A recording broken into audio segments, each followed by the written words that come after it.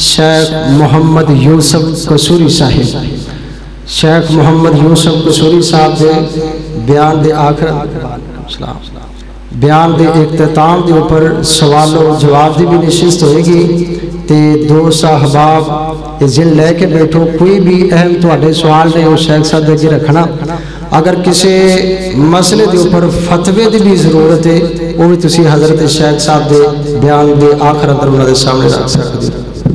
رب العالمین والعاقبۃ للمتقین والصلاة والسلام علی اشرف الانبیاء والمرسلین، اما بعد فاعوذ باللہ السمیع العلیم من الشیطان الرجیم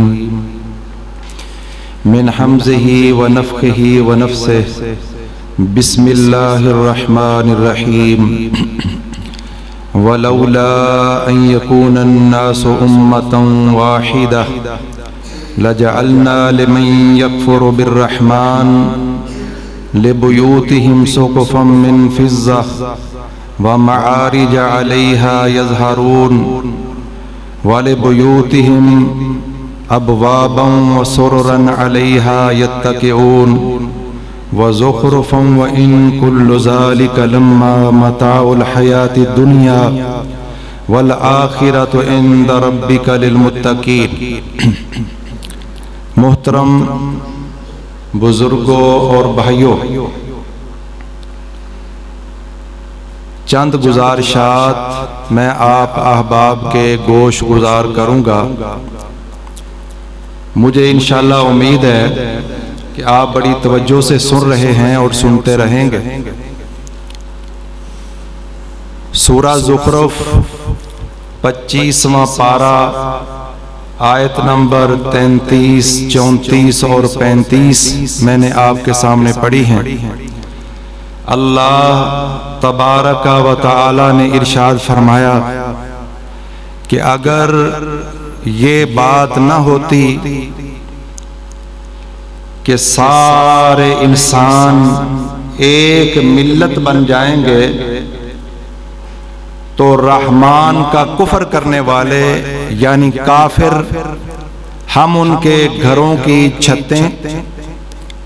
چھتوں تک پہنچنے والی سیڑھیاں، گھروں کے لگے ہوئے دروازے اور لیٹنے والے پلنگ اور بیڈ ہم سونے اور چاندی کے بنا دیتے۔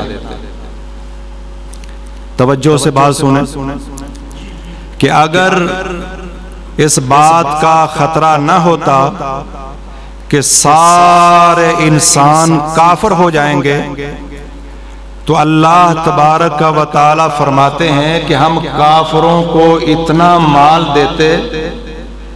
مال دیتے کہ ان کے گھروں کی چھتیں، سیڑھیاں، دروازے، بیڈ اور پلنگ یہ سونے اور چاندی کے بنا دے۔ ہم نے کافروں کو اللہ فرماتے ہیں اتنا مال کیوں نہیں دیا کہ باقی لوگ جب دیکھیں گے کہ کافروں کے پاس اتنا مال ہے تو شیطان انہیں گمراہ کر کے کافر بنا دے گا اور ساری انسانیت کفر کی لپیٹ میں آ جائے گی۔ وگرنہ یہ دنیا کا مال، دنیا کی زیست، یہ دنیا کے بنگلے، یہ کوٹھیاں، یہ مربے، یہ کاریں، یہ ہوائیں، یہ کہکشائیں، یہ فضائیں اللہ تبارک و تعالیٰ کی نظر میں کوئی حیثیت نہیں رکھتی۔ اللہ فرماتے ہیں کہ ہم کافروں کو اتنا مال دیتے کہ سونے اور چاندی کے ساتھ ان کے گھر تیار ہوتے۔ آج بھی کافروں کے پاس مال مسلمانوں کی بنسبت زیادہ ہے، لیکن اس قدر زیادہ نہیں کہ ان کے گھروں کی چھتیں اور سیڑھیاں اور دروازے اور بیڈ اور پلنگ سونے اور چاندی کے ہوں۔ اللہ نے اتنا مال انہیں کیوں نہیں دیا کہ مسلمان گمراہ ہو کر کہیں کافر نہ ہو جائیں۔ اب سوال یہ پیدا ہوتا ہے کہ اگر کافروں کو اتنا مال دینے سے مسلمان کافر بن سکتے ہیں تو مسلمانوں کو اس قدر مال دے دیا جاتا کہ ساری دنیا کے کافر بھی مسلمان ہو جاتے؟ ایسا کیوں نہیں کیا؟ اللہ تبارک و تعالی کے پاس اس قدر خزانے ہیں۔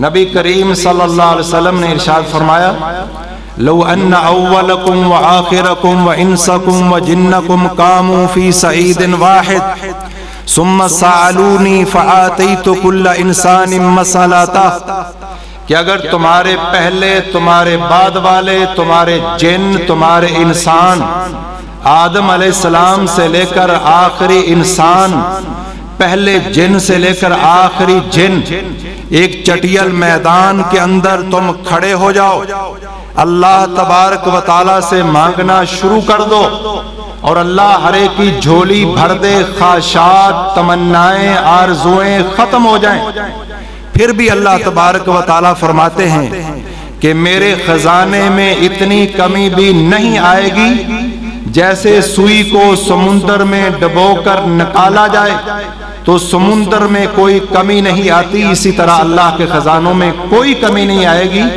اگر ساری کائنات کے جنوں اور انسانوں کو اللہ ان کی خواہشات سے بھی زیادہ دے دے۔ لیکن یہ دنیا آزمائش کی جگہ ہے۔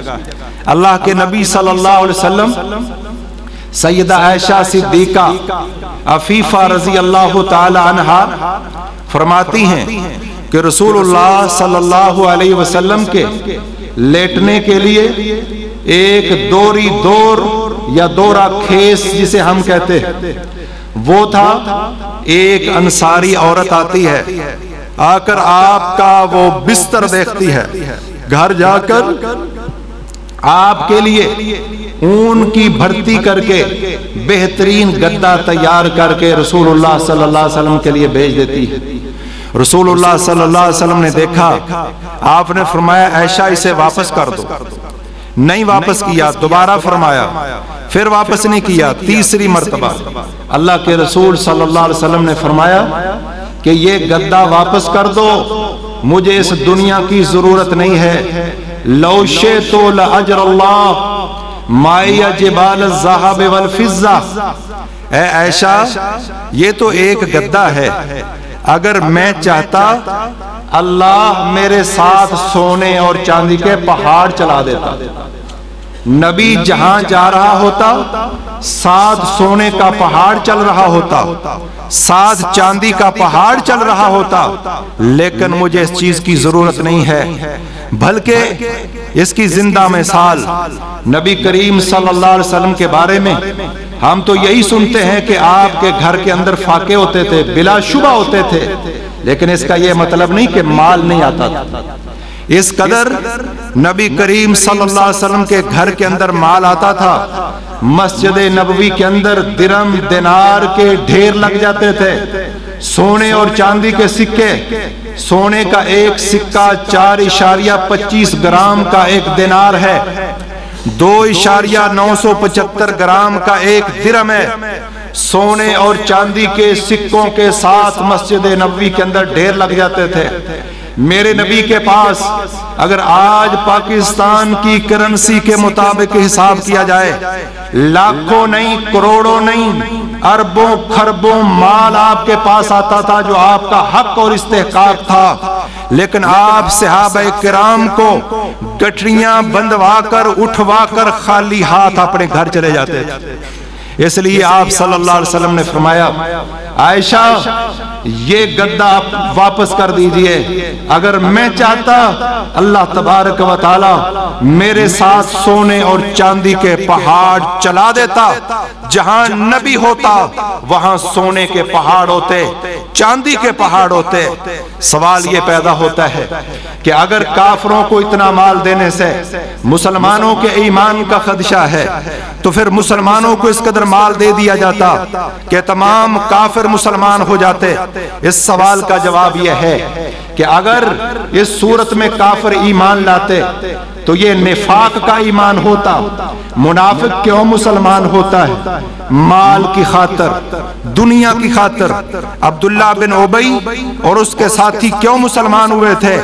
کہ مستقبل انہیں تاریک نظر آ رہا تھا. اب اسلام قبول کرنے کے بغیر کوئی چارہ نہیں ہے. اللہ کو نفاق والا ایمان نہیں چاہیے، بلال والا ایمان چاہیے. اس لیے مسلمانوں کو اللہ تبارک و تعالیٰ نے اس قدر زیادہ مال نہیں دیا. انہی پتھروں پہ چل کے آ سکو تو آؤ، میرے گھر کے سامنے کوئی کہکشاں نہیں ہے. اللہ تبارک و تعالیٰ اگر چاہے تو کلمہ کن کے ساتھ تمام کافروں کو مسلمان کر دے. مسلمانوں کے گھروں کے اندر جس طرح سیدنا ایوب علیہ السلام کے لیے 18 سال بیماری کے بعد جب وہ شفا یاب ہوئے تھے، اللہ تبارک و تعالیٰ نے ایک کھلیان سونے کے سکوں اور ٹڈیوں سے بھر دیا تھا اور ایک چاندی کے سکوں کے ساتھ بھر دیا تھا. پھر ٹڈیاں سونے کی بارش ہو رہی ہے. ایوب علیہ السلام ٹڈیوں کو پکڑ پکڑ کر کپڑے کے اندر سمیٹ رہے ہیں. فرمایا لم اغنیتک، اے ایوب پیغمبر کیا میں نے تجھے غنی نہیں کیا؟ فرمایا بلا اے پروردگار کیوں نہیں، ولیکن لا غنا بی ام برکتک، میں یہ سونا چاندی جمع نہیں کر رہا، اے پروردگار میں تو تیری رحمت سمجھ کے انہیں اپنے دامن کے اندر سمیٹ رہا. محترم بزرگوں بھائیوں، اگر مسلمانوں کو اس قدر مال دیا جاتا پھر لوگ منافق بن کے مسلمان ہوتے. اللہ کو یہ ایمان نہیں چاہیے. اللہ کو تو ایمان چاہیے کہ وہ ریت کے تپتے صحراؤں کے اندر اسے گھسیٹا جا رہا ہو، احد احد کہہ رہا ہو، اگر دیا جائے تو شکر بجا لائے، اگر مصیبت آئے تو صبر کرے. اللہ تبارک و تعالیٰ کا تو یہ ایمان چاہیے. اور یہ دنیا، یہ شرق سے غرب تک، شمال سے جنوب تک، پوری دنیا کا پورا نظام، پوری شان و شوکت، یہ جہاز، یہ طیارے، یہ سورج، یہ چاند، یہ آبشاریں، یہ ہوائیں، یہ کہکشائیں، یہ فضائیں، یہ سونا، یہ چاندی، یہ معدنیات، دنیا کے تمام ذخائر، یہ فیکٹریاں، سارے کی ساری دنیا کی دولت اگر اکٹھی کر لی جائے، اللہ تبارک و تعالیٰ نے جو ہمارے لیے جنت بنائی ہے، ایک بلشت جنت کا مقابلہ بھی نہیں ہو سکتا. اس لیے اگر دنیا ملے تو فابہا و نعمت، اللہ کا شکر ادا کرنا چاہیے. لیکن اگر دنیا نہ ملے تو یہ دنیا کیا ہے؟ اللہ کے رسول صلی اللہ علیہ وسلم نے فرمایا، سنن ترمذی کے اندر 2320 نمبر حدیث ہے، رسول اللہ صلی اللہ علیہ وسلم نے فرمایا لو کانت الدنیا عند اللہ جناح بعوضہ ما سقا کافرا منہا شربۃ ماء. اے دنیا کے لوگوں، اگر پوری دنیا شرق سے غرب، شمال سے جنوب، پوری دنیا کا نظام، پوری دنیا کے خزانے اللہ کی نظر میں مچھر کے ایک پر کے برابر ہوتے، اللہ کسی کافر کو ایک گھونٹ پانی نصیب نہ کرتا. اب کافروں کے پاس وافر نعمتیں موجود ہیں. کیا مطلب نکلا؟ کہ اللہ کی نظر میں یہ پوری دنیا مچھر کا ایک پر بھی نہیں ہے. اور یہ مکڑی کا گھر، یہ مچھر کا پر، یہ ریت کی دیوار، اللہ تبارک و تعالیٰ کے ہاں اس کی کوئی ویلیو نہیں ہے، کوئی قدر و قیمت نہیں ہے. اس لیے اللہ اپنے مومن بندوں کو اگر دیتا ہے تو انہیں دین پر خرچ کرنے کے لیے دیتا ہے، اور جنہیں نہیں دیتا انہیں آزمانے کے لیے دیتا ہے. اگر یہ شکر کرے گا، شکر کا بدلہ بھی جنت ہے. اگر مصیبت، آفت، فقر اور فاقہ پر صبر کرے گا، صبر کا بدلہ بھی جنت ہے. اگر کوئی صبر کرتا ہے تو صبر کا بدلہ بھی جنت، اگر کوئی شکر کرتا ہے تو شکر کا بدلہ بھی جنت ہے. لیکن جو فقراء ہیں ان کے لیے اللہ کے رسول صلی اللہ علیہ وسلم نے بشارت دی ہے کہ کل قیامت کے دن آج ہر بندے کی فکر اور سوچ کیا ہے؟ روشن مستقبل، برائٹ فیوچر، روشن مستقبل ہو. بھئی اولاد کے لیے کچھ چھوڑ کے جانا کہ اولاد غنی ہو، یہ کوئی بری چیز نہیں ہے، شریعت میں مطلوب ہے. لیکن قرآن و سنت کو کراس نہ کیا جائے، حلال حرام کا امتیاز ختم نہ کیا جائے. حضرت سعد بن ابی وقاص رضی اللہ تعالی عنہ فتح حجۃ الوداع کے موقع پہ بیمار ہو گئے، اتنے بیمار ہوئے، فرماتے ہیں کہ میں نے موت پر جھانک لیا، قریب تھا، میں سمجھ رہا تھا کہ موت آنے والی ہے۔ رسول اللہ صلی اللہ علیہ وسلم بیمار پرسی کے لیے تشریف لے گئے۔ اس لیے چاہیے مسلمانوں کی بیمار پرسی کرنی چاہیے۔ آج تو کوئی غریب بیمار ہو جائے، وہ اکیلا، اور اگر بزرگ ہو، بڑی عمر کا ہو، وہ چاہتا ہے اس کے پاس کوئی بیٹھے، کوئی اس کی سنے، کوئی اسے سنائے، کوئی اسے تسلی دے، کوئی اسے حوصلہ دے۔ لیکن آج دنیا مصروف اس قدر ہے کہ کوئی کسی مریض کے پاس بیٹھنے کے لیے تیار نہیں ہے، بیمار پرسی کے لیے ہمارے لیے ٹائم نہیں ہے، اور اس کی تیمارداری، اس کی خوراک اور اس کی ادویات، اس کا بندوبست کرنے کے لیے بس جس کی فکر ہے اس کی فکر ہے، اولاد بھی منہ موڑ جاتی ہے۔ اللہ کے رسول صلی اللہ علیہ وسلم تو یہودی بچے کی بیمار پرسی کرنے کے لیے بھی گھر گئے، اور فائدہ کیا ہوا تھا؟ اللہ کے رسول صلی اللہ علیہ وسلم، یہ یہودی لڑکا یعنی بالغ تھا، نوجوان ابھی ینگ، اللہ کے رسول کو پتا چلا بیمار ہے، میرے نبی اس یہودی لڑکے کی بیمار پرسی کرنے کے لیے گئے، بیمار پرسی بھی کرتے ہیں، ساتھ کہتے ہیں اسلم، مسلمان ہو جا۔ یہ یہودی بچہ اپنے باپ کی طرف دیکھتا ہے، گویا کہ مشورہ مانگ رہا ہے، مسلمان ہوں یا نہ ہوں۔ باپ کیا کہتا ہے؟ اتے ابو القاسم، اے بیٹے ابو القاسم محمد الرسول اللہ صلی اللہ علیہ وسلم کی بات پہ لبیک کہہ دے، اطاعت کر لے۔ آج جیسے ہم بھی چاہتے ہیں نا، خود نماز پڑھے نہ پڑھے لیکن ہماری اولاد نمازی بن جائے، خود روزہ رکھے نہ رکھیں، اولاد روزہ رکھے، خود نیکی کرے نہ کریں، ہاں جس پر اللہ کا فضل ہو۔ لیکن یاد رکھیں، جیسے ماں باپ ان کی تربیت ہوتی ہے، بچوں پہ وہی اثر ہوتا ہے۔ خربوزے کو دیکھ کر خربوزہ رنگ پکڑتا ہے، کسی پر خاص اللہ کا فضل و کرم ہو تو وہ تو باپ ابو جہل ہو، بیٹا اکرمہ نبی کا صحابی بن جاتا ہے۔ یخرج الحی من المیت ویخرج المیت من الحی، یہ تو اللہ تبارک و تعالیٰ کی مرضی کہ وہ مردوں سے زندوں کو نکال دے، زندوں سے مردوں کو نکال دے، کافروں سے مسلمانوں کو پیدا کر دے، اور مسلمانوں کے گھر کافر پیدا ہوں، یہ تو اللہ تبارک و تعالیٰ کی مرضی ہے۔ لیکن یاد رکھیے، اولاد کی تربیت کے لیے حلال کمانا بھی ضروری ہے۔ جو اولاد جس کے پیٹ کے اندر، جس کی زبان کے اوپر ٹیسٹ حلال کا ہوگا، امام بخاری رحمت اللہ علیہ، ان کے والد جن کا نام اسماعیل ہے، یہ اللہ کی شان، امام بخاری کا نام ہمارے نبی محمد کے نام پر محمد، باپ کا نام اسماعیل، نبی کے جد امجد اسماعیل کے نام پر دادے کا نام ابراہیم، محمد بن اسماعیل بن ابراہیم بن مغیرہ بن بردزبہ البخاری الجوفی، امام بخاری رحمت اللہ علیہ کے باپ اسماعیل تاجر بھی ہیں، محدث بھی ہیں، فوت ہونے کے وقت کہتے ہیں، لوگوں میرے سارے مال کے اندر ایک درم حرام کا ہونا تو درکنار، شک اور شبہ کا بھی نہیں ہے۔ میری پوری جائیداد کے اندر تاجر تھے، تاجر برادری، زمیندار حضرات۔ امام بخاری کے باپ فرماتے ہیں، میری ساری کمائی کے اندر ایک درم چھوٹا سکہ ہے، چاندی کا سکہ 2.75 گرام چاندی کا ہے، بڑا سکہ جو رائج تھا وہ دینار سونے کا سکہ ہوا کرتا تھا۔ امام بخاری رحمت اللہ علیہ کے باپ فرماتے ہیں، میری ساری کمائی میں ایک درم حرام کا ہونا تو درکنار، شک اور شبہ کا بھی نہیں ہے۔ جب ایسی خوراک اولاد کھاتی ہے پھر امام بخاری جیسے لوگ پیدا ہوتے ہیں، پھر امام مسلم بن حجاج القشیری جیسے محدثین پیدا ہوتے ہیں۔ اپنی اولاد اپنے منہ میں حلال کا لقمہ ڈالیے، اولاد کے لیے حلال کے لقمے کی تلاش کیجئے۔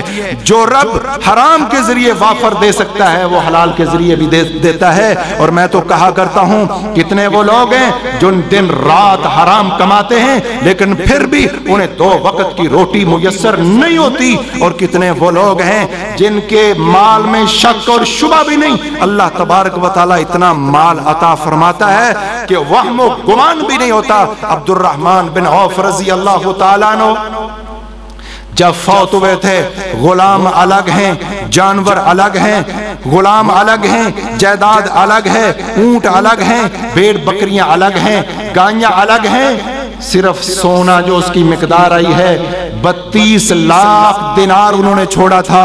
अभी मैंने जिक्र किया कि 1 दिनार 4.25 ग्राम सोना है। 4 बीवियां, 9 बेटे, 9 बेटियां हैं। एक बीवी को 10.5 मन सिर्फ सोना आया है। 4 बीवियों को 42 मन सोना, ये एक हिस्सा है। 7 हिस्से और 8 हिस्से जमा करें, ये सिर्फ सोना है। जायदाद इसके अलावा है, जमीनें इसके अलावा हैं, लेकिन उनके माल के अंदर 1 दिरहम और दिनार भी हराम का नहीं। ये सोच बदलें कि हराम के बगैर हम ऊपर नहीं जा सकते। जो रब देने वाला दाता है, वो कहते हैं तलब तुम्हारे जिम्मे है, दिन रात कोशिश करे और दौड़ धूप करे, हराम कमाए, 2 वक्त की रोटी मुयस्सर ना हो और हलाल के जरिए भी अरबपति। और ये आप जरा 42 साढ़े 42 मन सोना जो है, 42 मन सोना, ये तो सिर्फ बीवियों का है। ये एक हिस्सा है 8वां, 7 और फिर वक्त की करेंसी का हिसाब लगा लें, ये करोड़ों अरबों खरबों से भी ऊपर निकल जाएंगे। और ये सिर्फ करेंसी है, नकदी जो उनके घर के अंदर मौजूद थी। इसी तरह दीगर सहाबा कराम को देख लीजिए। मोहतरम बुजुर्गो भाइयों, दीन पर चलने से ये जरूरी नहीं है कि इंसान कंगाल और फक्र फाके का ही शिकार होगा। अल्लाह तबारक व तआला चाहता है वो दरवाजे खोल देता है। जुबैर बिन अव्वाम रज़ी अल्लाह तआला अन्हु जब फौत हुए थे, 22 लाख दिरहम के मकरूज थे, और वो जो उनके 22 लाख दिरहम था, हजरत जुबैर रज़ी अल्लाह, सही बुखारी की हदीस है, उन्होंने प्लाट और मकानात खरीद कर रखे हुए थे। जब उन्हें बेचा गया था, 5 करोड़ 98 लाख दिरहम जो है, ये उनकी मालियत थी, ये उनका कुल तरका था अब्दुर्रहमान बिन औफ के सिर्फ दिनार, और ये उन दिनारों से भी आगे निकल जाता है, लेकिन उनका बाकी माल भी। हजरत जुबैर बिन अव्वाम की भी 4 बीवियां, 9 बेटे और 9 बेटियां हैं, और एक एक को जो हिस्सा है अरबों खरबों से भी ऊपर, संख महार संख तक शायद निकल जाए। मोहतरम बुजुर्गो भाइयों, ये भी अज़म करें कि हमने हलाल कमाना है। और याद रखें, मुस्तकबिल की मैं जिक्र कर रहा था, साद बिन अबी वक्कास रज़ी अल्लाह तआला अन्हु, अल्लाह के रसूल सल्लल्लाहु अलैहि वसल्लम बीमार पुरसी करने के लिए आए। हजरत साद बिन अबी वक्कास कहते हैं, अल्लाह के रसूल सल्लल्लाहु अलैहि वसल्लम, मैं अपने माल को कितना सदका कर सकता हूँ? निसफ सदका कर दूं? फरमाया नहीं। सारा माल? फरमाया नहीं। निसफ कर दूं? फरमाया नहीं। तीसरा हिस्सा कर दूं? फरमाया कर दो, और तीसरा हिस्सा भी ज्यादा है। इससे शरीयत ने यह मसला निकाला है कि अगर इंसान अपनी वफात से पहले सदका खैरात करना चाहता है, मरज़ुल मौत में या मरने के बाद वसीयत करता है, तो कोशिश करे कि तीसरे हिस्से से कम हो, ताकि औलाद के लिए ज्यादा छोड़े। शरीयत को यह ज्यादा पसंद है। मैं बात यह जिक्र कर रहा था कि शरीयत ने यह नहीं चाहती कि अपनी औलाद को कंगाल छोड़ कर जाओ। शरीयत यह पसंद करती, अल्लाह के नबी ने फरमाया इस हदीस के अंदर कि तू अपने वरासा को गनी छोड़ कर जाए, यह ज्यादा बेहतर है कि वो लोगों के सामने हथेली फैलाते थे। लेकिन याद रखें, यह हलाल की सूरत में हो, हराम की सूरत में नहीं। फिर यह दुनिया के अंदर भी मुकाफाते अमल है, और ये दुनिया हम इसके लिए रोशन मुस्तकबिल, लेकिन वो रोशन मुस्तकबिल क्या है? ये दुनिया तो चंद दिन की, जिसके अंदर हमारे अंदर एक सांस पर भी कोई जमानत हमारे पास नहीं है कि ये सांस भी मुकम्मल होगा कि नहीं होगा। और आज क्या होता है कि जब बड़े हो जाएंगे ना, तो फिर तस्बीह पकड़कर मस्जिद में आ जाएंगे, और कई मुलाजिमीन कहते हैं कि मौलाना बस हम रिटायर होने वाले हैं, दाढ़ी भी रख लेंगे, उम्रा भी करेंगे, हज भी करेंगे, तस्बीह पकड़कर फिर अल्लाह अल्लाह शुरू कर देंगे। ये कौन बंदा कह रहा है? रिटायरमेंट तक कौन टाइम ले रहा है जिसका अपने एक सांस पे भी कंट्रोल नहीं है? ये शैतान का धोखा है। इसी मजलिस के अंदर ये अज़म कीजिए, अपनी दाढ़ी सुन्नत के मुताबिक कीजिए, लिबास सुन्नत के मुताबिक कीजिए, अपने बच्चों की शादी गमी शादी ये सुन्नत के मुताबिक, अपने अकरबा अजीज फौत हो जाएं उनकी गमी जो है वो सुन्नत के मुताबिक कीजिए। अपनी कमाई हलाल तरीके से कमाइए। अक्सर चीजें तो हमें पता है कि ये हलाल है, ये हराम, اور جہاں کوئی شک شبہ ہو کسی پختہ عالم سے پوچھ لیں کہ میں یہ کام کرنے لگا ہوں. آج نئے نئے دنیا کے اندر طریقے شروع ہو گئے ہیں روزی روٹی کمانے کے کہ یہ درست ہے یا غلط ہے, حلال ہے یا حرام ہے. تو علماء کرام سے رہنمائی لیں اور پھر وہ کام شروع کریں جس کے حلال حرام میں شک. رسول اللہ صلی اللہ علیہ وسلم کی حدیث میں نے ذکر کی کہ یہ دنیا اللہ کی نظر میں مچھر کے ایک پر کے برابر ہوتی. اللہ تبارک و تعالی کسی کافر کو ایک گھونٹ پانی کا نہ دیتے. میرے نبی صلی اللہ علیہ وسلم گزر رہے ہیں, بکری کا ایک مرا ہوا بچہ پڑا ہوا ہے. فرمایا میرے صحابہ بتاؤ کہ یہ بچہ مرا ہوا اور بعض میں ہے سکا میت, چھوٹے چھوٹے کان, عیبدار ہے. فرمایا اس کے گھر والوں نے بہر روڑی پہ اس کو پھینکا ہوا ہے, کیا ان کے نزدیک حقیر ہے؟ فرمایا ہاں حقیر تھا, انہیں ضرورت نہیں تھی, مر گیا ہے اور یہ کسی فائدے کا نہیں ہے, اسے روڑی پہ پھینک دیا گیا ہے. فرمایا سنو, جس طرح گھر والوں کے نزدیک بکری کا یہ مرا ہوا بچہ یہ حقیر ہے, اللہ کی نظر میں دنیا اس سے بھی زیادہ حقیر ہے. اور ترمذی شریف کی اگلی حدیث الدنیا ملعونۃ ملعون ما فیہا, یہ 2320 21 اور یہ 22 نمبر حدیث ہے. اللہ کے رسول صلی اللہ علیہ وسلم نے فرمایا الدنیا ملعونۃ ملعون ما فیہا, یہ ساری دنیا لعنت زدہ ہے. دنیا میں جو کچھ ہے وہ سب بھی لعنتی ہے الا ذکر اللہ, مگر اللہ کا ذکر, اللہ کا دین, ومن والا, اور ذکر کے ساتھ جڑ جانے والے, دین پر عمل کرنے والے, او عالم او متعلم, یا وہ لوگ جو دین کا علم سیکھ کر عالم بن گئے یا دین کا علم مدرسوں کی صفوں چٹائیوں پر بیٹھ کر حاصل کر رہے ہیں, یہ اس سے مستثنا, انہیں لعنت نہیں ہے. اور لعنت کیا ہے؟ لعنت کا مطلب ہے اللہ کی رحمت سے دور ہو جانا, اور جو اللہ کی رحمت سے دور ہو گیا وہ ناکام ہو گیا. اللہ کے رسول صلی اللہ علیہ وسلم, ایک عورت یا مرد نے اپنی اونٹنی پر لعنت کی. فرمایا تو نے اپنی اونٹنی کو لعنتی کہہ دیا ہے, لہذا آپ اس پر سوار نہیں ہو سکتے کہ لعنت کرنے والا ملعون کٹھے نہیں ہو سکتے. لعنت اللہ کی رحمت سے چیز دور ہو گئی. فرمایا اس کو چھوڑ دو, اس سے الگ ہو جاؤ. اور لعان, جب میاں بیوی کا لعان ہو جاتا ہے, وقت کم ہے, میں اس تفصیل میں نہیں جانا چاہتا. اگر خاوند اپنی بیوی پر تہمت لگاتا ہے, گواہ نہیں ہے, پھر لعان ہوگا, ایک دوسرے پر لعنت کریں گے, لیکن اس کے بعد قیامت تک اب ان کا کبھی جوڑ پیدا نہیں ہو سکتا, کبھی دوبارہ نکاح نہیں ہو سکتا. ایک شخص اپنی بیوی کو 3 طلاقیں دے دیتا ہے, طلاق دی پھر سلو ہو گئی, پھر طلاق دی پھر سلو ہو گئی, پھر طلاق دے دیتا ہے, 3 طلاقیں ہو گئی ہیں. لیکن ایک آپشن شریعت نے رکھا ہے, شریعت نے, کہ اگر یہ عورت آگے نکاح اپنی خوشی سے کرتی ہے ساری زندگی گزارنے کے لیے, اور اگلا بندہ اس لیے نکاح کرتا ہے, لیکن خدا نخواستہ وہ فوت ہو جاتا ہے یا کوئی مسئلہ بن جاتا ہے اور یہ عورت اس سے پھر جدا ہو جاتی ہے, الگ ہو جاتی ہے, اس 3 طلاقیں دینے والے کے ساتھ نکاح ہو سکتا ہے 3 طلاقوں کے بعد. لیکن لعان, یہ لعنت, جب خاوند بیوی لعان کر لیتے ہیں, یہ بینونت اکبر, بہت بڑی جدائی ہے, قیامت تک یہ ایک دوسرے کے ساتھ اکٹھے نہیں ہو سکتے. فرمایا دنیا ساری کی ساری لعنتی ہے. اس لیے اگر ہم چاہتے ہیں لعنت کمانا, اللہ کی رحمت سے دور ہو جانا, دور کر دینا, اگر ہم چاہتے ہیں کہ اللہ کی رحمت, اور اللہ کی رحمت کے بغیر کوئی بندہ اللہ کی جنت میں نہیں جا سکتا. رسول اللہ صلی اللہ علیہ وسلم نے بھی فرمایا تھا کہ اپنے اعمال کے ساتھ نہیں, الا ان یتغمدنی اللہ برحمتہ, مجھے بھی اللہ اپنی رحمت کی لپیٹ میں لے گا تو میں جنت میں جاؤں گا, اور ہر جنتی پر اللہ کی رحمت ہوگی. اس لیے اگر لعنت سے بچنا چاہتے ہیں تو 4 ہی لوگ ہیں, دین پر عمل کرنے والے, علماء کرام, اور دین کا علم پڑھنے والے. محترم بزرگوں بھائیوں, آئیے, یہ مستقبل, روشن مستقبل یہ ہے, یہ دنیا جس کے ایک سانس کی گارنٹی ہمارے پاس نہیں ہے. لیکن اگر کوئی غریب فقر و فاقہ ہے, آج کئی لوگ اپنے بچوں کو دین کا علم نہیں پڑھاتے کہ روزی روٹی کہاں سے کھائے گا, یہ روزی کہاں سے حاصل کرے گا. رزق کا مالک اللہ تبارک و تعالی ہے, اور وہ ہر جگہ پر جو جہاں بھی ہو وہاں رزق پہنچاتا ہے اور عزت بھی عطا فرماتا ہے.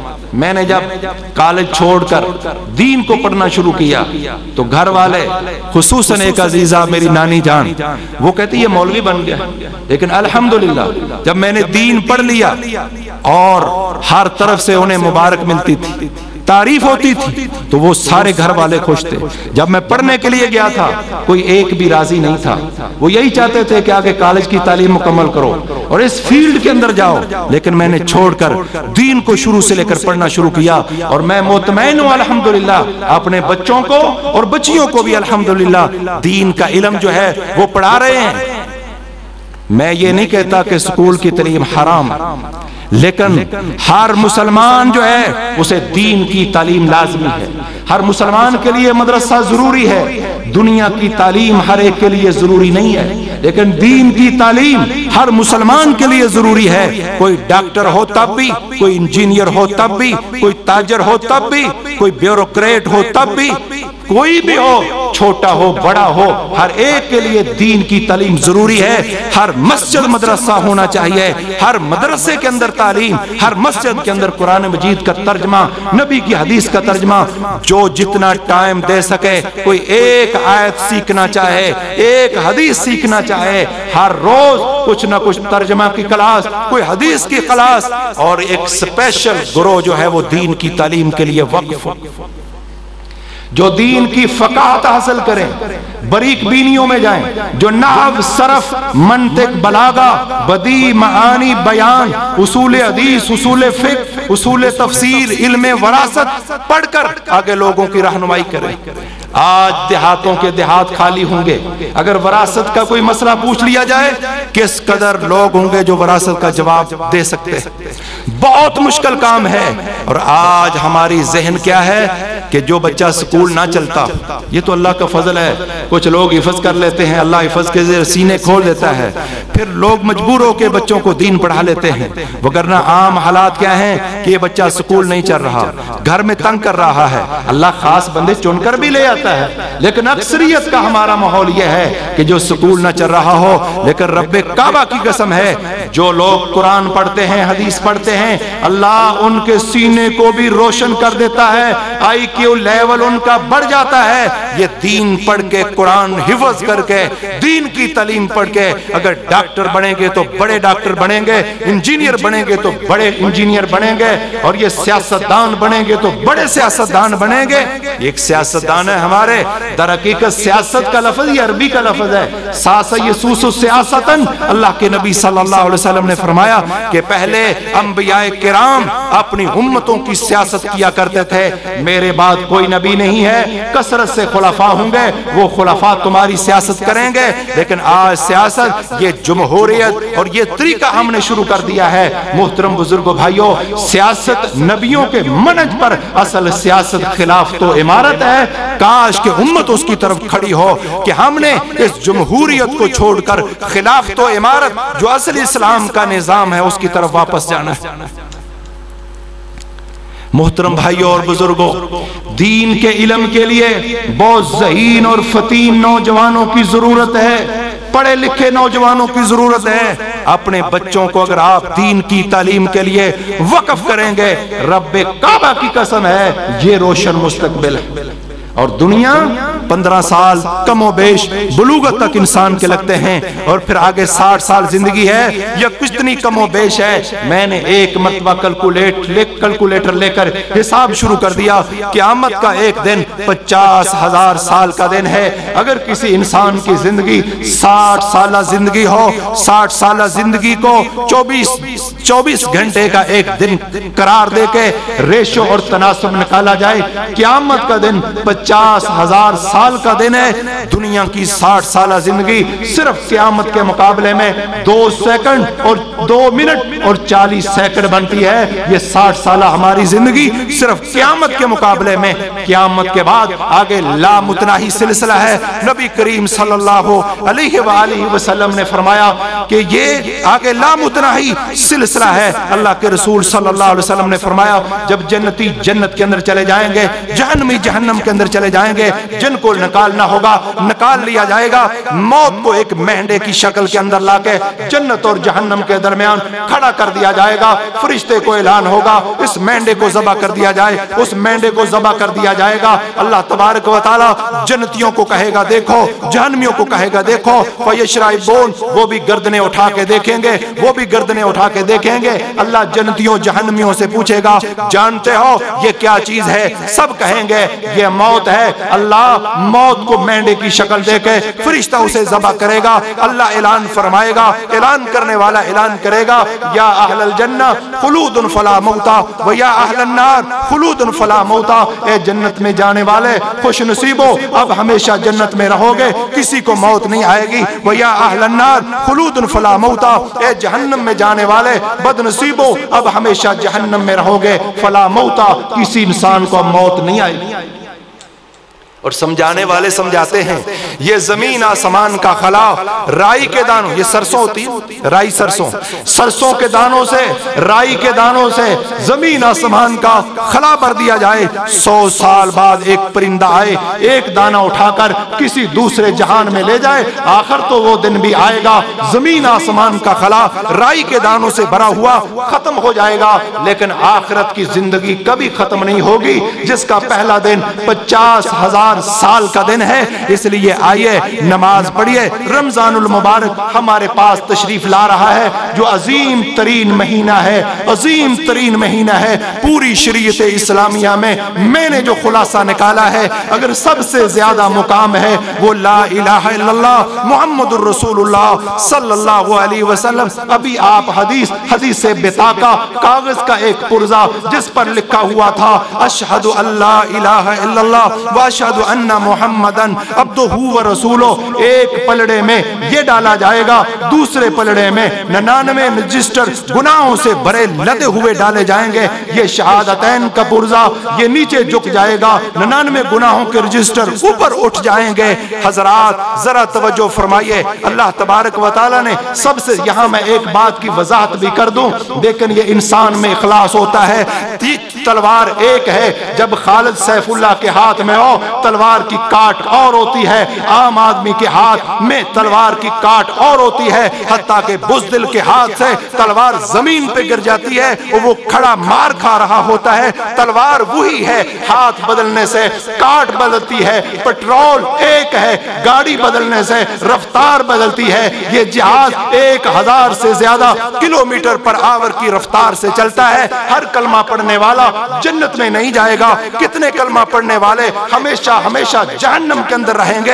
अब्दुल्ला बिन उबई मेरे नबी के मिंबर पे हाथ रख के कहा करता था अशहदु अल्ला इलाहा इल्लल्लाह, नबी को बावर कराने के लिए अंदर से दीन का दुश्मन था। ये सारे मुनाफिकीन कलमा पढ़ने के बावजूद इन्नल मुनाफिकीन फी दरकिल अस्फल मिनन नार, जहन्नम के सबसे निचले तबके के अंदर होंगे। इसके अलावा कितना कलमा पढ़ने वाले वो जहन्नम में जाएंगे, जहन्नम से उन्हें निकाला जाएगा, पता नहीं कितनी देर जहन्नम में। और आज ये खुशफहमी में ना रहना कि हम तो अहले तौहीद हैं, जन्नत हमारा हक है। हजरात उससे पहले, मौत से पहले ये दुनिया भी है। दुनिया के अंदर आप देख लें हादसात भी हैं, एक्सीडेंट भी हैं, शुगर भी है, ब्लड प्रेशर भी है, मौत भी है, लड़ाई भी है, झगड़ा भी है, जेल भी है, बदमाशी भी है, और इस दुनिया के अंदर लड़ाई झगड़ा भी है, और फिर बहुत कुछ इंसान की आजमाइश भी है, फिर कब्र भी है, कब्र के सवालात भी हैं, जवाबात भी हैं, फिर बरज़ख भी है, बरज़ख की सजा भी है, फिर सिज्जीन भी है, फिर इल्लीयीन भी है, फिर क़यामत का दिन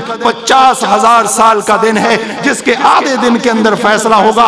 25,000 साल के अंदर ये फैसला मुकम्मल होकर जन्नती जन्नत के अंदर जाएंगे, जहन्नमी जहन्नम के अंदर जाएंगे। लंबा प्रोसेस है, ये बात बरहक है। जिस बंदे ने कलमा तौहीद पढ़ा है, अंदर से मोमिन मुखलिस है, एक ना एक दिन जन्नत में जाएगा। लेकिन न जाने दुनिया के अंदर कितनी मसाइब हैं, कितनी तकलीफें हैं, फिर कब्र के अंदर कितने अजाब हैं, फिर बरज़ख के अंदर, फिर कल क़यामत के दिन सूरज 1 मील के फासले पर होगा।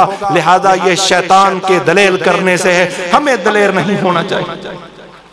उस बंदे का कलमा तौहीद, कितने वो लोग हैं मुवाहिद भी होते हैं, ला इलाहा इल्लल्लाह भी पढ़ते हैं, अकीदा तौहीद भी होता है, لیکن معمولی سی کوئی پریشانی آ جائے تو کہنوں کے پاس بھی پہنچ جاتے ہیں، عراف کے پاس بھی پہنچ جاتے ہیں۔ لیکن کچھ لوگ وہ ہوتے ہیں جو بھی مصیبت آئے، آفت آئے، وہ شرک کے دروازے پہ نہیں جاتے، وہ اس کو جھیلتے ہیں، ماتھے سے لگاتے ہیں، سینے سے لگاتے ہیں، لیکن توحید پہ ڈٹ جاتے ہیں۔ لگتا ہے اس بندے کا عقیدہ توحید بڑا پختہ تھا، اس لیے لا الہ الا اللہ کو اللہ نے 99 گناہوں کے رجسٹروں کو اوپر اٹھا دیا تھا، اور ایک لا الہ الا اللہ محمد رسول اللہ کا پرزہ جو ہے وہ نیچے جھک گیا تھا، اللہ نے جنت عطا فرما دی۔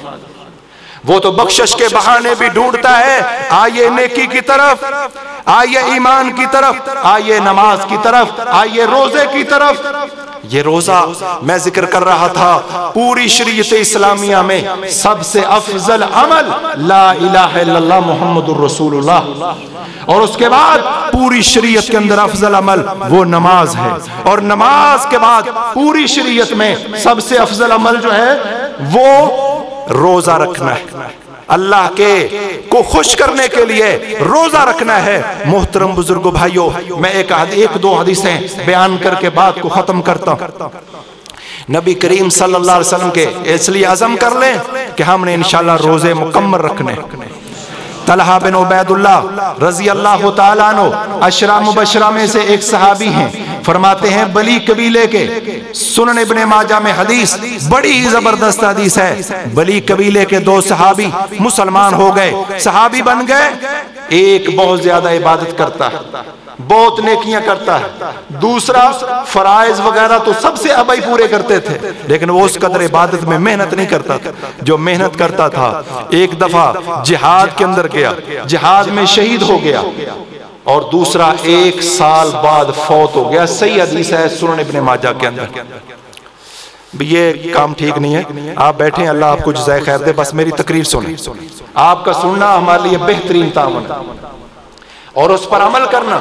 آپ اگر عمل کر لیں، ہو سکتا ہے میرا سنانا آپ کا سننا ہماری نجات کا باعث بن جائے۔ بہترین کامیاب پروگرام وہ ہے جس میں کسی شخص کا کو ذریعہ نجات مل جائے اور سنانے والے کی بات اللہ اس کے دل میں ڈال دے۔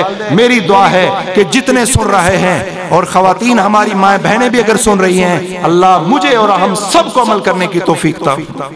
طلحہ بن عبید اللہ رضی اللہ تعالی عنہ فرماتے ہیں ایک شہید ہو گیا جو محنتی بھی زیادہ تھا، عبادت بھی زیادہ تھی، دوسرا 1 سال بعد فوت ہو گیا۔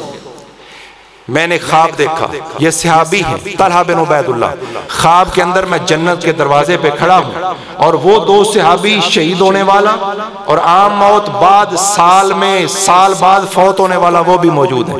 جنت سے ایک نکلنے والا آیا، اس نے جو فوت ہوا تھا اسے کہا جنت میں داخل ہو جاؤ، وہ جنت میں داخل ہو گیا۔ پھر دوسرے کے پاس آیا، اس کو کہا آپ بھی جنت میں داخل ہو جاؤ، وہ بھی جنت میں داخل ہو گیا۔ پھر وہ جنت سے بندہ باہر آیا، مجھے کہا لم یعنی لک بعد، آپ کا جنت میں جانے کے لیے ابھی وقت نہیں آیا۔ صبح بیدار ہوئے، صحابہ کرام کو یہ خواب سنایا۔ صحابہ کرام نے بڑا تعجب کیا کہ ایک شخص جہاد فی سبیل اللہ، اسلام کی چوٹی، اللہ کے نبی نے فرمایا جب مجاہد دشمن کی طرف تیر چلاتا ہے، خواہ دشمن کو لگے نہ لگے، ایک غلام آزاد کرنے کا اللہ ثواب عطا فرماتا ہے۔ اس قدر ثواب، اور ایک غلام کو آزاد کرنے سے اس کے ایک عضو کے بدلے اللہ اس کو جہنم سے آزاد کر دیتا ہے، اتنا ثواب۔ اور جہاد کا ثواب آپ سنتے ہیں، بہت بڑا ثواب ہے جہاد، پھر شہادت کی موت، اور جنت میں بعد میں گیا ہے۔ صحابہ نے تعجب کیا، بات خواب کی نہیں ہے، بات اللہ کے رسول تک پہنچی۔ طلحہ بن عبید اللہ نے یہ خواب رسول اللہ صلی اللہ علیہ وسلم کو سنایا۔ اللہ کے رسول نے فرمایا تم تعجب کر رہے ہو کہ فوت ہونے والا شہید سے پہلے جنت میں چلا گیا ہے؟ فرمایا ہاں۔ فرمایا تم اس بات پہ تعجب کر رہے ہو، سنو، جو شخص 1 سال بعد فوت ہوا ہے، 1 سال کی 6000 رکعات اس کی زائد نہیں ہے۔ ایک دن میں جو ہم فرض نماز پڑھتے ہیں 17 رکعتیں پڑھتے ہیں فرضی، اور 1 سال کی 6000 سے کچھ زائد ہے اس کی رکعات، یہ زیادہ ہے، اور ایک رمضان کے اس کے روزے زیادہ ہیں۔ اس کے 1 سال کی نمازیں فرضی، کیونکہ ایک دن مسلمان ہوئے، ایک کے نفل نوافل زیادہ، جہاد زیادہ، شہادت کی موت زیادہ، 1 سال کی نمازیں کم، 1 سال کے روزے کم۔ فرمایا ہاں یہ بات تو ہے۔ فرمایا تم اس بات پہ تعجب کر رہے ہو کہ وہ بندہ جس کے روزے زیادہ ہیں، نمازیں زیادہ ہیں، وہ پہلے جنت میں چلا گیا ہے، تم تو اس بات پہ تعجب کر رہے ہو۔ سنو، زمین آسمان کے درمیان اتنا فاصلہ نہیں ہے جتنا ان کے مرتبے کے اندر فرق ہے۔ جس کے 1 سال کی نمازیں زیادہ ہیں، روزے زیادہ ہیں، اس کا آسمانوں سے بھی زیادہ مرتبہ اس سے اوپر ہے جس کی 1 سال کی نمازیں کم ہیں اور 1 سال کے روزے کم ہیں۔ اس لیے میں درخواست کروں گا، کوئی بیمار ہے جو بھی برداشت کر سکتا ہے، برداشت کی حد تک ہے، وہ بھی عزم کریں، مرد بھی عزم کریں، خواتین حضرات بھی وہ بھی عزم کریں کہ ہم نے انشاءاللہ رمضان المبارک کے روزے رکھنے ہیں۔ اب آخری حدیث بھائیو، روشن مستقبل کیا ہے؟ دنیا تو گزر جائے گی، مشکل یا آسان گزر جائے گی، لیکن آخرت اگر آسان ہو گئی۔ میرے نبی کے صحابی حضرت مصعب بن عمیر رضی اللہ تعالیٰ عنہ کو دنیا کیا ان کے پاس ہے، غزوہ احد میں شہید ہوتے ہیں، صحیح بخاری کے الفاظ ہیں، ایک دھاری دار چادر ہے کفن دینے کے لیے۔ اللہ کے رسول صلی اللہ علیہ وسلم کے صحابہ جب ان کا سر ڈھانپتے ہیں پاؤں ننگے ہو جاتے ہیں، جب پاؤں ڈھانپتے ہیں سر ننگا ہو جاتا ہے۔ اللہ کے رسول صلی اللہ علیہ وسلم نے فرمایا سر کفن کے اندر ڈھانپ دو اور پاؤں کے اوپر اذخر گھاس رکھ دو۔ یہ دنیا ان کے پاس اتنی ہے، کیا وہ ناکام بہترین کامیاب ہے؟ دوسری طرف وقت کا قارون ہے اور اس کے خزانوں کی چابیاں طاقتور نوجوانوں کی ایک جماعت صرف اس کے خزانوں کی چابیاں اٹھاتی ہے۔ کیا یہ کامیاب ہے؟ نہیں، بلکہ لوگوں نے ٹھاٹ باٹ میں جب قارون کو دیکھا، اللہ نے سورہ قصص کے اندر اس کا تذکرہ 76 سے 83 نمبر آیت تک کیا ہے، اس کو دیکھ کر دنیا دار لوگ ان کے منہ میں پانی آ گیا، یا لیت لنا مثل ما اوتی قارون، ہے کاش کہ ہمارے لیے بھی دولت کے انبار، یہ ٹھاٹ اور باٹ ہمارے لیے بھی اس طرح ہوتی جس طرح قارون کے لیے۔ لیکن جب ان لوگوں نے دیکھا اللہ نے زمین میں اس کو دھنسا دیا۔ یہی لوگ کہہ رہے تھے افسوس کہ ہم تو تمنا کر رہے تھے، اللہ نے زمین میں دھنسا دیا، اگر اللہ کا فضل نہ ہوتا اللہ ہمیں بھی زمین میں دھنسا دیتا۔ اہل علم نے انہیں سمجھایا تھا وَيْلَكُمْ ثواب اللہ خیر، تو تم پر ہلاکت، تم اس قارون کو دیکھ کر اللہ کی ناشکری کر رہے ہو۔ محترم بھائیو، یہ دنیا یہ روشن مستقبل نہیں ہے۔ اللہ ہمیں دنیا بھی عطا فرمائے، لیکن اصل ہمارا مستقبل، روشن مستقبل جو ہے، برائٹ فیوچر، وہ آخرت ہے۔ اس لیے دنیا جیسی بھی گزرے اس کو سہار کر مضبوط ہو جائیں۔ کائنات کی بڑی سے بڑی رکاوٹ ہمارے قدموں کو روک نہ سکے۔ دین پر چلتے ہوئے حرام کی طرف ہماری انگلی، ہماری نظر نہ اٹھے، ہمارا قدم ادھر بڑھے جہاں رب راضی، ہمارا ہاتھ ادھر اٹھے جہاں رب راضی، نظر ادھر اٹھے جہاں رب راضی، دل میں وہ سوچ پیدا ہو جس سوچ پہ ہمارا رحمان راضی ہے۔ یہ دنیا تو گزر جائے گی، لیکن آئیے آخرت کے اندر آخری حدیث رسول اللہ صلی اللہ علیہ وسلم نے ارشاد فرمایا، کل قیامت کے دن 2 بندوں کو لایا جائے گا۔ ایک وہ شخص ہے کہ جو دنیا میں سب سے زیادہ خوشحال، آج آپ سب سے زیادہ جو دنیا میں مالدار ہے وہ نہیں، قیامت تک وہ بندہ جسے دنیا کی ہر نعمت ملی، جسے کبھی سر درد بھی نہ ہوا ہو، لیکن اللہ کا دشمن اور باغی ہو، کافر ہو، دنیا میں سب سے زیادہ مالدار خوشحال بندہ، کل قیامت کے دن میرے نبی نے فرمایا اللہ تبارک و تعالی فرمائیں گے جاؤ اس دنیا کے خوشحال ترین کافر کو لے کر جہنم کے اندر ایک نظارہ کروا کے اسے واپس لے آؤ۔ فرشتے اس کافر کو لے جائیں گے، جہنم کا ایک گوتا دلوا کر اسے رب کے دربار میں واپس لایا جائے گا۔ اللہ تبارک و تعالیٰ فرمائیں گے یا ابن آدم ہل رأیت خیرن قطو ہل مر بک نعیم قطو، اے آدم کے بیٹے بتا دنیا میں تو نے کوئی خیر، کوئی نیکی، کوئی بھلائی، کوئی عزت، کوئی شہرت، کوئی غلبہ، کوئی دولت، کوئی مقام، کوئی سٹیٹس، کوئی وقار تو نے دنیا میں دیکھا ہو، کوئی نعمت، کوئی خوشحالی تیرے پاس سے گزری ہو، وہ کہے گا واللہ یا رب ما رأیت خیر خیرن قطو وما مر بی نعیم قطو، اے پروردگار مجھے تیری ذات کی قسم ہے یہ دنیا کا وہ بندہ ہے آدم سے لے کر آخری انسان تک جو سب سے زیادہ مالدار خوشحال، جسے دنیا میں کوئی ٹینشن پریشانی نہیں آئی ہے، صرف جہنم کا ایک گوتا کھا کر سب کچھ بھول جائے گا، اللہ کی قسم کھا کے کہے گا اے پروردگار میں نے دنیا میں کوئی خیر دیکھی نہیں، کوئی نیکی بلائی میرے پاس سے گزری نہیں۔ اور دوسری طرف وہ مسلمان، وہ اللہ کا بندہ، وہ فقیر، وہ کنگال، یہ جو آزمائشیں آتی ہیں نا، وہ مولانا عبدالشکور صاحب کہا کرتے ہیں کہ اگر اپنا بندہ مصیبت میں گرفتار ہو تو کہتے ہیں آزمائش ہے، اور اگر کوئی پرایا تو کہتے ہیں اپنے کیتیاں پھڑیا۔ یہ ہمارا معیار بھی الگ الگ ہے، اللہ کے بندوں پر بھی آزمائشیں آ سکتی ہیں۔ حضرت ایوب علیہ السلام پر کتنی لمبی آزمائش آئی، اور صحیح بخاری میں ہے وہ لوگ بھی دنیا سے گزرے ہیں مومن کہ جنہیں زمین کے اندر گاڑ کر، ایسے مسلمان بھی تاریخ میں گزرے ہیں۔ صحیح بخاری کی روایت کے مطابق ایسے سابقہ امتوں میں لوگ بھی گزرے ہیں لوہے کی کنگھیوں کے ساتھ، جن کے جسم سے گوشت کو ہڈیوں سے الگ کیا گیا ہے، اور آپ تصور کریں سب سے زیادہ پریشان کوئی مسلمان جو اللہ کا بندہ اور اللہ رسول سے محبت کرنے والا، دنیا میں فقر، فاقہ، تنگی، پریشانی، جو سب سے زیادہ کنگال اور سب سے زیادہ پریشان جس نے دنیا میں زندگی گزاری ہے، اللہ فرمائیں گے میرے فرشتوں میرے اس بندے کو جاؤ جنت کے اندر ایک چکر لگوا کر ایک نظارہ کروا کر لے آؤ۔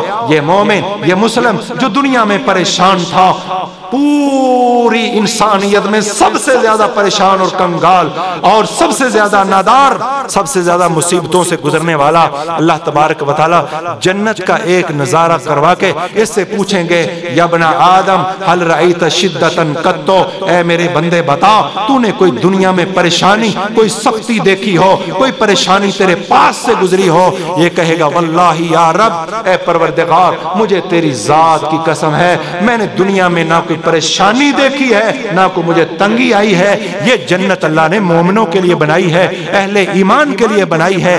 آئیے اس جنت کے لیے تیاری کریں، جنت کے راستے پر چلتے جائیں اور وہ اعمال کریں جو اس جنت کی طرف ہمیں پہنچا دیں، اس جہنم سے اللہ تبارک و تعالی ہمیں محفوظ فرمائے۔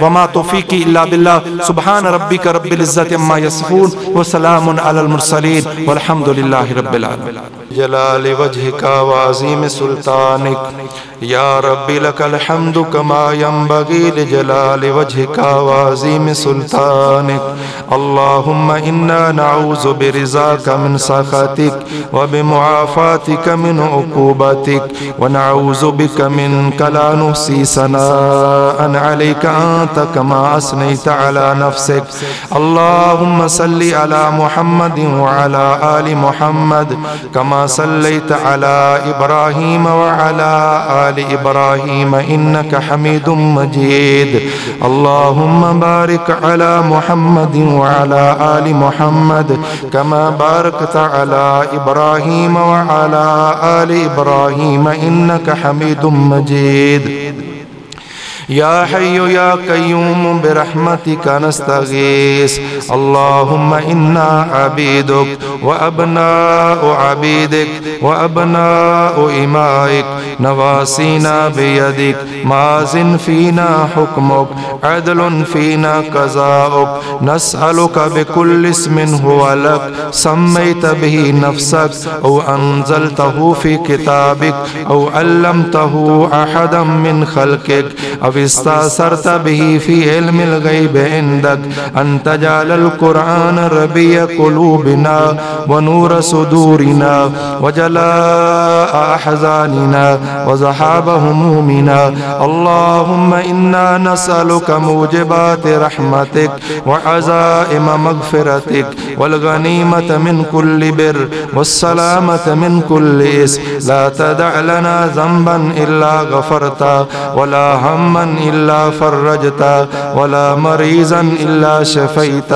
ولا غريما إلا كزيت دينا ولا مظلوما إلا نصرت ولا ميتا إلا غفرت ولا حاجة من حوائج الدنيا هي لك رزا ولنا فيها صلاة إلا قضيتها يا أرحم الراحمين یا الہ العالمین یا رب العالمین یا حی یا قیوم برحمتک نستغیث۔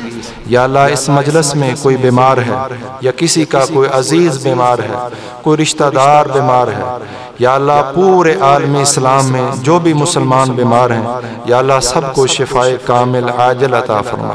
یا اللہ سب کو شفائے کامل عاجل عطا فرما۔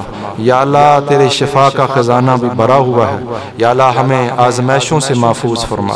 یا اللہ سب کو شفائے کامل عاجل عطا فرما۔ یا اللہ جو مسلمان فقر و فاقہ کا شکار ہیں یا اللہ سب کو حلال اور وافر رزق عطا فرما۔ یا اللہ سب کو حلال اور وافر رزق عطا فرما۔ یا اللہ سب کو حلال اور وافر رزق عطا فرما۔ یا اللہ جو مقروض ہیں یا اللہ ان کے قرض کی ادائیگی کا سامان فرما۔ یا اللہ ان کے قرض کی ادائیگی کا سامان فرما۔ یا اللہ جن کے پاس اولاد نہیں ہے نیک صالح اولاد عطا فرما۔ یا اللہ جن کے پاس نرینہ اولاد کی نعمت نہیں ہے یا اللہ نرینہ اولاد عطا فرما۔ یا اللہ انہیں نرینہ اولاد بھی عطا فرما۔ یا اللہ اس اولاد کو آنکھوں کی ٹھنڈک بنا۔ یا اللہ اس اولاد کو آنکھوں کی ٹھنڈک بھی بنا۔ یا اللہ سب کی جن کے پاس اولاد ہے یا اللہ سب کی اولاد کو آنکھوں کی ٹھنڈک فرما۔ یا اللہ یا رحمان یا حی یا قیوم برحمتک نستغیث۔ یا اللہ ملک پاکستان پہ اپنی رحمت فرما۔ یا اللہ ملک پاکستان پہ اپنی رحمت فرما۔ عالم اسلام پہ اپنی رحمت فرما۔ یا اللہ جن ملکوں کے اندر کافر ظلم و ستم کر رہے ہیں مسلمانوں پہ یا اللہ خود مسلمانوں کی مدد فرما۔ یا اللہ انہیں رہائیاں عطا فرما، نجات عطا فرما، آزادیاں عطا فرما۔ یا رحمان یا رحیم یا حی یا قیوم برحمتک نستغیث۔ یا اللہ اس مجلس میں جتنے احباب تشریف فرما ہے یا اللہ جس کے دل میں جو نیک تمنا، نیک خواہش، نیک آرزو ہے یا اللہ سب کی پوری فرما۔ یا اللہ سب کی نیک خواہشات، نیک تمنائیں، نیک آرزویں پوری فرما۔